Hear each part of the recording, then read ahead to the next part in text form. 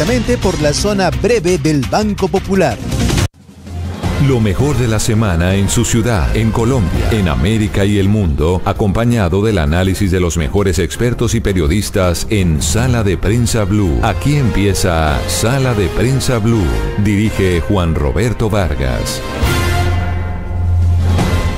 Muy buenos días para todos, bienvenidos a Sala de Prensa Blue. Hoy domingo, 2 de noviembre, es el primer domingo del penúltimo mes del año.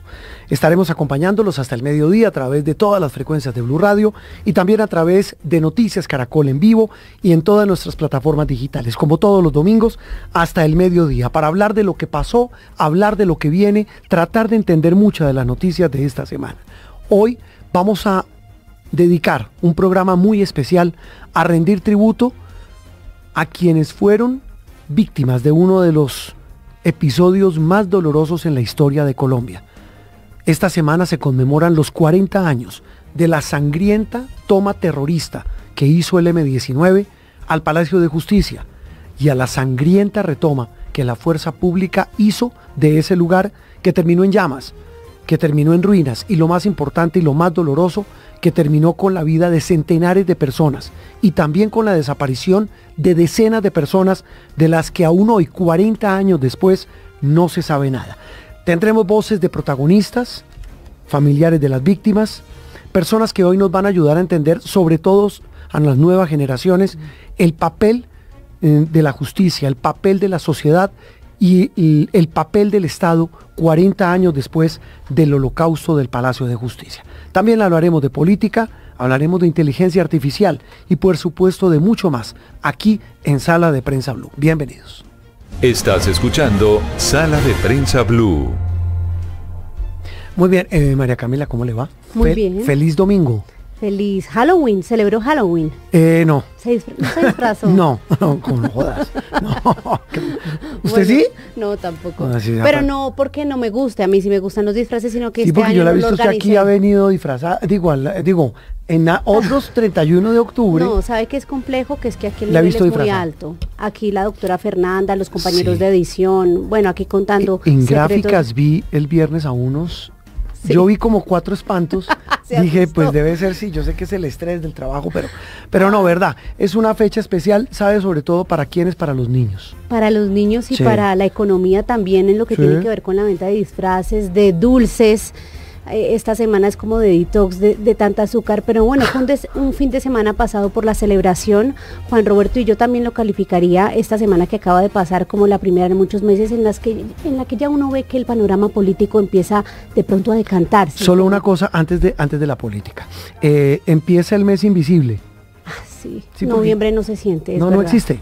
Ya no se existe. acabó el año. Pero bueno, es un mes en el que todavía hay mucho para hablar y mucha tela para cortar en materia política. Sí, señor. Muy movido, hace 8 días estábamos aquí en este programa hablando de la famosa consulta del pacto histórico que se dirimió de tal manera que mostró muchas cosas importantes, una votación importante para el petrismo, un triunfo arrollador de Iván Cepeda, Sí, señor. un triunfo también para la que perdió, para Carolina Corcho, que terminó ganando el pulso frente a María José Pizarro, pero surtido el trámite de la consulta de la izquierda, del petrismo, de cara a las consultas interpartidistas de marzo, viene la gran pregunta de qué va a pasar con los demás espectros, porque pareciera que el resultado del domingo pasado hizo que la semana que está terminando pellizcara, Claro. alertara a más de uno de otros espectros políticos. No es gratis que sean 2 expresidentes de la República los que quieran dar el ejemplo y el llamado a que más pronto que tarde se dé esa unión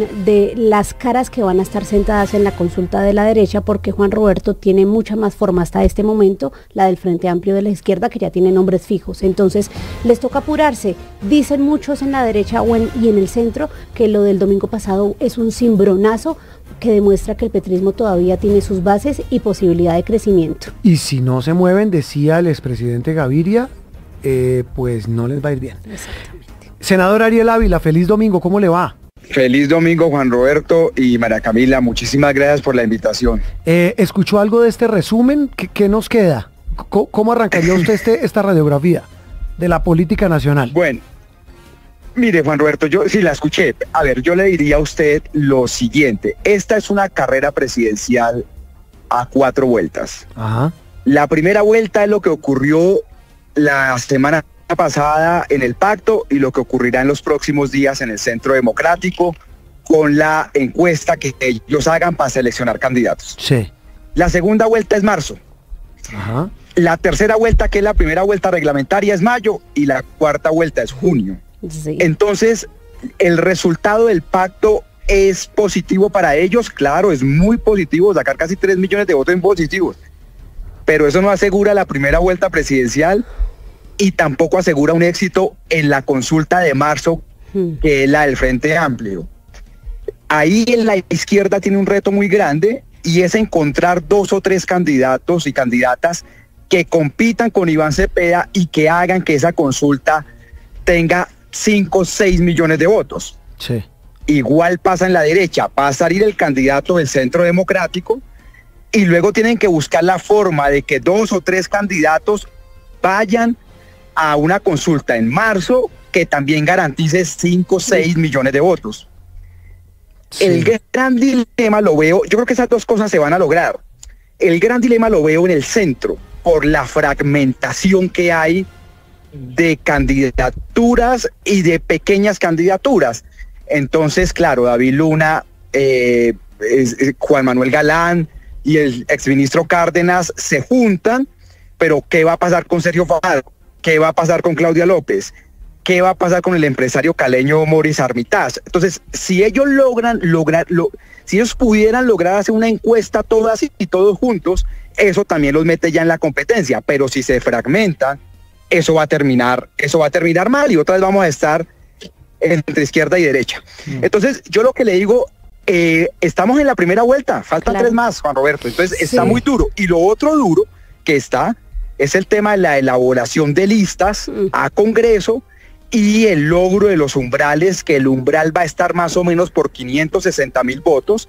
Y lo que ustedes ven ahorita van a ver son muchos movimientos para todos los temas de listas a Congreso. Lo que usted está dando ahí es testimonio, hasta usted está en esa lucha, por supuesto, en la lista del partido Alianza Verde, tengo entendido, 560,000 votos de umbral alto, ¿no? Sí, claro, porque eso de hecho, senador Ariel Ávila, usted nos corregirá, fue lo que impidió que el pacto histórico pues siguiera como movimiento conformado por muchos partidos pequeños, porque como el umbral sube, ya el tema no es de minorías y ellos pues sacaron una representación muy importante hace 4 años. Quiero preguntarle, cuando usted menciona estas 4 vueltas que son una radiografía clara de nuestro sistema electoral, lo que yo le entiendo es que de pronto el petrismo llegaría mucho más disminuido a esa vuelta final, sumándole que no tienen el factor de Gustavo Petro como candidato, o usted ve que pueden crecer en esas 4 vueltas. O le complemento, o llegan fortalecidos por tener el aparato del Estado a su favor para hacer política.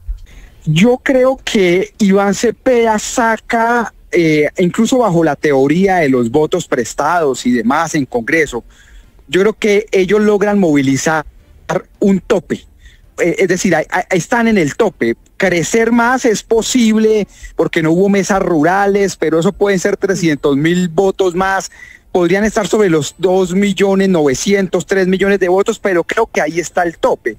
La pregunta es que si logran hacerlo del Frente Amplio, alguno de los otros candidatos podría superar ese número. Esa es la primera pregunta.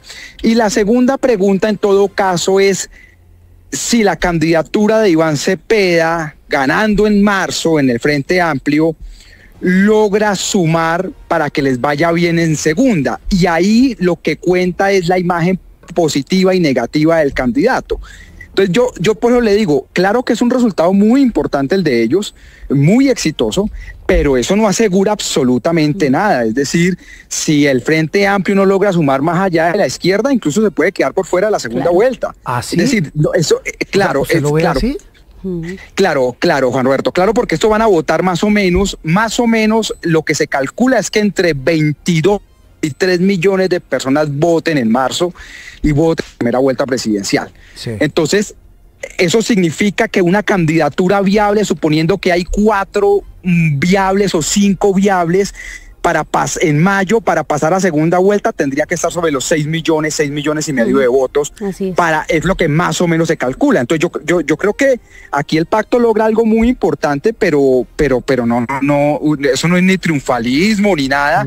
Vuelvo y repito, porque primero les toca armar el Frente Amplio y luego les toca salir a armar una fórmula que les permita pasar a primera vuelta, de primera a segunda vuelta. E igual en la derecha, es decir, yo me atrevo a decir esto, perdón Juan Roberto, sí, pero si en el Frente Amplio gana el ala más radical de la izquierda y en la derecha gana el ala más radical como el señor Abelardo de la Espriella, eso yo creo que el país se escurre para un tipo de centro. El país se va a escurrir para un tipo de centro. Por eso el cálculo, yo creo que ellos están jugando hay que movernos hacia el centro, tanto la derecha como la izquierda, y si no el país se va a terminar escurriendo para el centro. Entonces yo por eso digo, esto es muy importante para ellos, pero de ahí a decir que ya está asegurada la segunda vuelta, no, tienen una pata ya metida, eso sí, porque pues se les fue bien, sí, pero eso no tienen asegurado nada. Sí, y como tampoco lo tiene asegurado, y tiene razón usted, senador Ariel Ávila, digamos el espectro de la derecha, tal vez pensando en eso, en que los extremos puedan ahuyentar votantes en medio de una confusión enorme. Yo no sé si a usted le pasa, pero pues salvo excepciones, el grueso de la gente que lo ve a uno le pregunta uno por quién vota, sí, dependiendo las preferencias, pero la gente no tiene claro. Tal vez por eso, en el caso de la derecha, estaría agarrando, no sé si fuerza, pero como forma la candidatura de Juan Carlos Pinzón. No sé si es agarre forma, porque digamos, como estamos sin encuestas, aunque todo el mundo hace encuestas internas, pero no las podemos citar, pero como estamos sin encuestas y ya en la otra semana ya se pueden comenzar a sacar encuestas, sí, ya desde este fin de semana se pueden comenzar a sacar encuestas, entonces lo más seguro, lo que yo preveo es que ningún candidato supere el 15%, creo que el que más pueda tener es el 14 o 15, eso significa que está muy abierto. Y eso significa que una candidatura de centro bien armada, sea centro derecha o centro izquierda, pudiese despegar. Una figura como Pinzón, parecida a Pinzón, ¿es viable? Claro que es viable, pero para eso hay más o menos 25 días si eso despega o no despega. Ese es el lío, y también, sí, el tiempo. Claro. Y aquí hay una cosa. Yo creo que aquí faltan por salir 4 o 5 candidaturas más, unas dos importantes de centro derecha y centro izquierda. Claro, la de Pinzón acaba de arrancar. Yo creo que de estos candidatos de las regiones también viene un candidato con alguna cierta fortaleza. Sí. Entonces, todavía, es decir, yo creo que va a depender mucho de que si el centro, qué tipo de centro logra armar un tipo de consulta grande, que motive. Y ahí vamos a ver cuál de las 3 consultas tendría mayor fortaleza. Ahora, también le digo una cosa, señor. La teoría que había hasta hace unas semanas de que había gente que no quería ir a consulta y que iban solos a primera vuelta, pues se puede mantener, pero va a ser muy difícil. Yo sí creo que las consultas,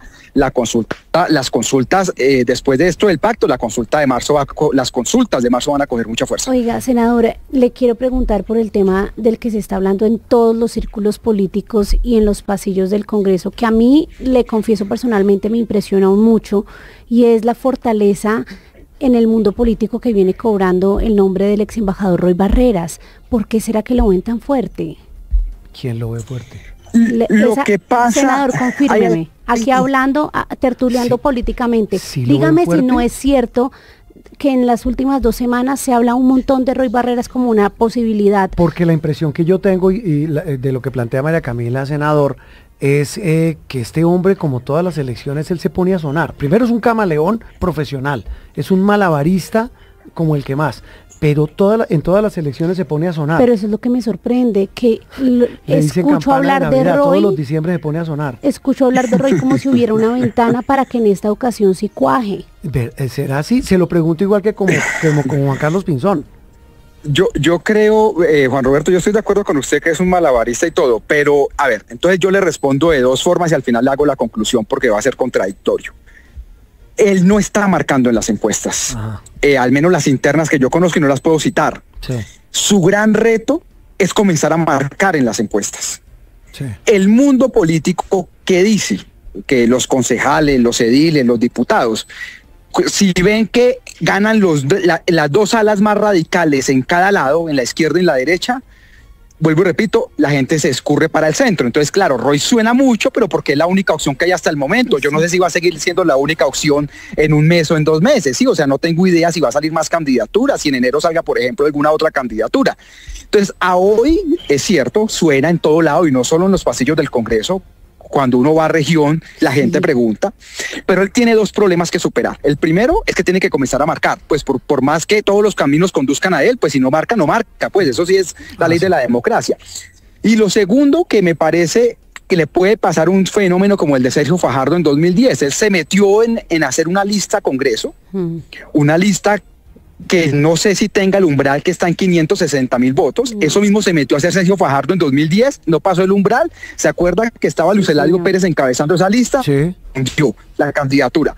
Entonces, de él más una lista al Congreso de un partido o de una coalición más o menos desconocida, eso es una apuesta arriesgada. Entonces, si él logra superar esos 2 escollos, se pone a marcar, pasa un umbral decente, claro que va a jugar, pero son 2 apuestas difíciles. No, esto está muy abierto. La conclusión de los politólogos yo creo que es que está muy abierto el tema todavía. Y en medio de todo este cálculo político, senador Ariel, hay un pequeño detalle, y es la gente. Y cuando hablo de la gente es el ciudadano de a pie.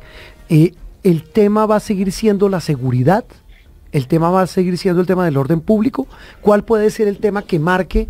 Y aquí lo hemos hablado con muchas personas y lo conversábamos con María Camila muchas veces, es cuál va a ser el tema que haga que la gente mueva el voto, y que haga clic con X o Y candidato o candidata. Yo creo, Juan Roberto, y digamos en la cancha sí está muy demarcada ya. Yo creo que el tema de la seguridad es uno de los 4 temas, pero todos los candidatos y candidatas van a hablar del mismo, entonces no va a ser un tema diferencial. El segundo tema durísimo es el de la salud, además porque en las encuestas de percepción sí marca muchísimo la salud. Sí. El tercer tema va a ser Venezuela, que se va a meter, y lo digo, se va a meter por lo que pueda o no pueda pasar en la administración Trump, el tema fronterizo y demás. Eso cada día pareciera que se mete más. Y obviamente hay un montón de asuntos sociales que yo llamo las propuestas sociales que van a marcar el derrotero aquí en adelante, pero esas son las líneas, la cancha, esas son las cuatro líneas de la cancha de fútbol esta vez. Entonces claro que la seguridad va a ser uno de los temas, pero fíjate que en las encuestas el principal tema ahorita por encima de la seguridad es la salud. Sí, eso es cierto. Mire, me quedan unos instantes finales, senador Ariel, para una reflexión. ¿Y el presidente Petro qué?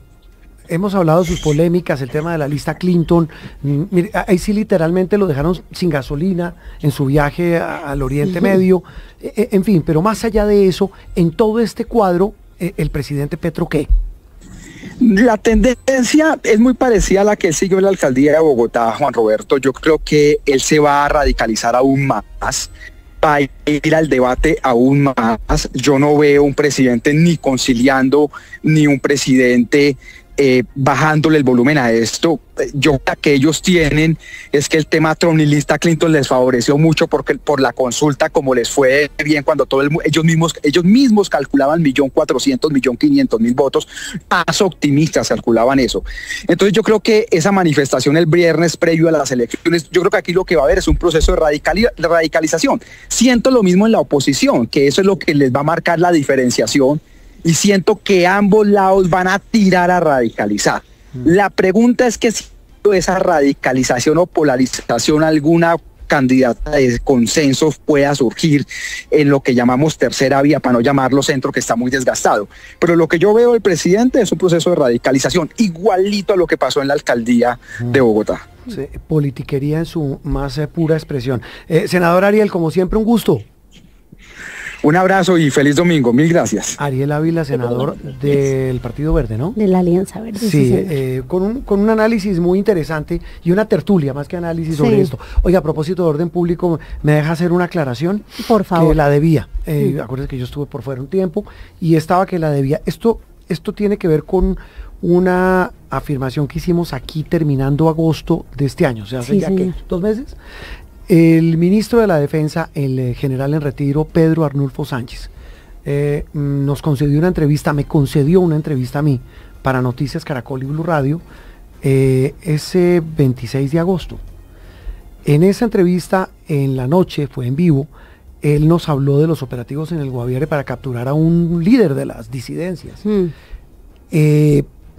En ese momento habían secuestrado a 34 militares. ¿Se acuerda que eso fue un lío enorme? Sí. La comunidad los encerró. Acto seguido, el siguiente domingo, aquí en Sala de Prensa Blue, dijimos, yo lo dije, yo me sentí engañado porque sentí que el ministro, o sea, ¿cómo era posible que el ministro de la Defensa no supiera ese domingo a las 7 de la noche que 34 militares estuvieran secuestrados? Eran 34, sí, ¿no? 34. Eso fue en el Guaviare. Dije que el ministro sabía y que se quedó callado. Pues hoy, tantas semanas después, tengo que aclarar y corregir por petición del señor ministro que él no sabía que 34 militares estaban secuestrados en el momento en el que nos concede la entrevista. ¿Por qué? Él dice, yo no los engañé y yo no oculté información.